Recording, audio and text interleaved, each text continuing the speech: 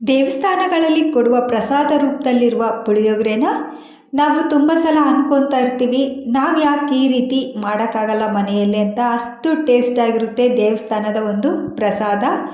ನೋಡಿ, ನಾವೀಗ ಅದೇ ಥರನೇ ಮನೆಯಲ್ಲಿ ಕೂಡ ಆರಾಮಾಗಿ ಮಾಡ್ಬೋದು.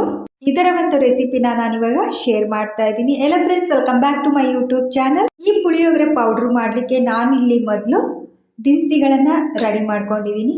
1 ಟೀ ಸ್ಪೂನ್ ಮೆಣಸು, 1 ಟೀ ಸ್ಪೂನ್ ಮೆಂತ್ಯ, 1 ಟೀ ಸ್ಪೂನ್ ಸಾಸಿವೆ, 4 ಟೀ ಸ್ಪೂನ್ ಜೀರಿಗೆ, 8 ಟೀ ಸ್ಪೂನ್ ಧನಿಯಾ ಅಥವಾ ಕೊತ್ತಂಬರಿ ಕಾಳು, 1 8 ಒಣಮೆಣಸಿನ್ಕಾಯಿ, ಕರಿಬೇವಿನ ಸೊಪ್ಪು, ಸ್ವಲ್ಪ ಅರಿಶಿನ ಮತ್ತು ಹಿಂಗನ್ನು ತೊಗೊಂಡಿದ್ದೀನಿ.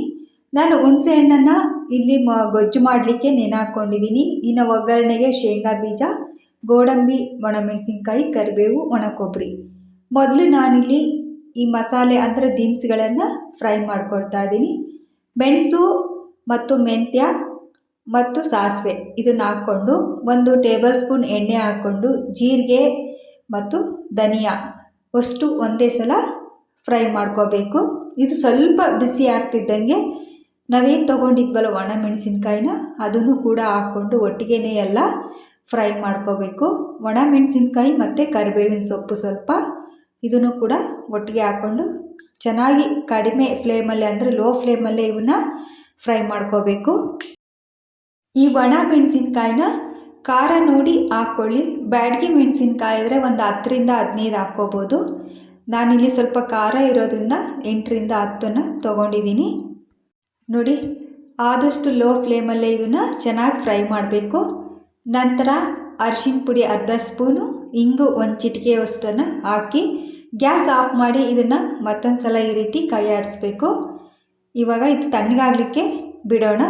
ಈ ದಿನಸು ಸ್ವಲ್ಪ ಬಿಸಿಯಾಗಿದ್ದರೆ ಸಾಕು, ಮಿಕ್ಸಿ ಜಾರ್ಗೆ ಹಾಕ್ಕೋಬೇಕು. ಇವಾಗ ನೋಡಿ, ನಾನಿಲ್ಲಿ ಎಲ್ಲವನ್ನು ಒಟ್ಟಿಗೆ ಈ ಕಾಳು ಮತ್ತು ಒಣಮೆಣಸಿನ್ಕಾಯಿ ಎಲ್ಲನೂ ಒಟ್ಟಿಗೆ ಸಣ್ಣ ಮಿಕ್ಸಿ ಜಾರಲ್ಲಿ ಹಾಕ್ಕೋಬೇಕು. ಇದನ್ನು ನೋಡಿ ಇದೇ ರೀತಿ ಪೌಡ್ರ್ ಮಾಡಿಕೊಂಡು ಇವಾಗ ಗೊಜ್ಜನ್ನು ಮಾಡುವ ವಿಧಾನವನ್ನು ನೋಡ್ಕೊಳ್ಳೋಣ. ಮೊದಲು ನಾನಿಲ್ಲಿ ಒಂದು ಬಾಣಲಿಗೆ, ಅದೇ ಬಾಣಲಿನೇ ತೊಗೊಂಡಿದ್ದೀನಿ. ಎಣ್ಣೆ, ಸ್ವಲ್ಪ ಸಾಸಿವೆ, ಶೇಂಗಾ ಬೀಜ, ಗೋಡಂಬಿ, ನಂತರ ಒಣಮೆಣಸಿನ್ಕಾಯಿ ಕಟ್ ಮಾಡಿರೋದು ಮತ್ತು 1-2 ಕಡ್ಡಿನ ಕರಿಬೇವಿನ ಸೊಪ್ಪನ್ನು ಹಾಕಿ, ಇದು ಸ್ವಲ್ಪ ಅರಿಶಿನ ಪುಡಿ ಮತ್ತು ಇಂಗು ಹಾಕಿ 1 ಚಿಟಿಕೆಯಷ್ಟು ಹಿಂಗನ್ನು ಹಾಕಿ ಚೆನ್ನಾಗಿ ಮತ್ತೊಂದು ಸಲ ಫ್ರೈ ಮಾಡ್ಕೋಬೇಕು. ಸ್ವಲ್ಪ ಒಣ ಕೊಬ್ಬರಿ ತುರಿನ ಕೂಡ ಹಾಕ್ಕೊಂಡು ಗ್ಯಾಸ್ ಆಫ್ ಮಾಡಿಕೊಂಡ್ರೆ ಸಾಕು. ಈ ಗೊಜ್ಜು ಇವಾಗ ರೆಡಿಯಾಗಿದೆ. ಇನ್ನೊಂದು ಬಾಣಲಿಯಲ್ಲಿ ಹುಣಸೆ ರಸ ತೊಗೊಂಡಿದ್ದೀನಿ. ಇದನ್ನು ಕೂಡ 1 ಟೇಬಲ್ ಸ್ಪೂನಷ್ಟು ತೊಗೊಂಡು ನಾನಿಲ್ಲಿ ಒಂದು ಅರ್ಧ ಟೀ ಸ್ಪೂನಷ್ಟು ಬೆಲ್ಲವನ್ನು ತೊಗೊಂಡಿದ್ದೀನಿ. ಬೆಲ್ಲವನ್ನು ನಿಮ್ಮ ಅಗತ್ಯಕ್ಕೆ ಅನುಸಾರವಾಗಿ ಹಾಕ್ಕೊಳ್ಳಿ. ನಂತರ ಪುಳಿಯೋಗರೆ ಪೌಡ್ರನ್ನು ಹಾಕ್ಕೋಬೇಕು. ಇದನ್ನು 1 ಟೀ ಸ್ಪೂನಷ್ಟು ಹಾಕಿದ್ದೀನಿ. ಇವಾಗ ಮಾಡಿರುವ ಅನ್ನ, ನಾರ್ಮಲ್ ನಾನು ಅಕ್ಕಿನ ಅನ್ನ ಮಾಡ್ಕೊಂಡಿದ್ದೆ, ಅದನ್ನು ಕೂಡ ಹಾಕ್ಕೊಂಡು ಒಗ್ಗರಣೆ ಗೊಜ್ಜನ್ನೆಲ್ಲ ಚೆನ್ನಾಗಿ ಮಿಕ್ಸ್ ಮಾಡಬೇಕು. ಇವಾಗ ಇದನ್ನೆಲ್ಲ ಚೆನ್ನಾಗಿ ಮಿಕ್ಸ್ ಮಾಡ್ಕೊಂಡ ನಂತರ ಗ್ಯಾಸ್ ಆಫ್ ಮಾಡ್ಕೊಂಡಿರಬೇಕು. ಗ್ಯಾಸ್ ಏನು ಹಚ್ಚಿಲ್ಲ ನಾನು. ಇದನ್ನೆಲ್ಲ ಮಿಕ್ಸ್ ಮಾಡಿದ ನಂತರ ಕೊನೆಯದಾಗಿ ಉಪ್ಪನ್ನು, ಅಗತ್ಯ ಇರುವಷ್ಟು ಸ್ವಲ್ಪ ಉಪ್ಪನ್ನು ಹಾಕ್ಕೊಂಡು ಮತ್ತೊಂದು ಸಲ ಚೆನ್ನಾಗಿ ಮಿಕ್ಸ್ ಮಾಡಬೇಕು. ನಾನು ಮಾಡಿರೋ ಮೆಜರ್ಮೆಂಟಲ್ಲಿ ಅಕ್ಕಿ ಅರ್ಧ ಕಪ್ನಷ್ಟು ಅನ್ನನ ಮಾಡ್ಕೊಂಡಿರೋದು.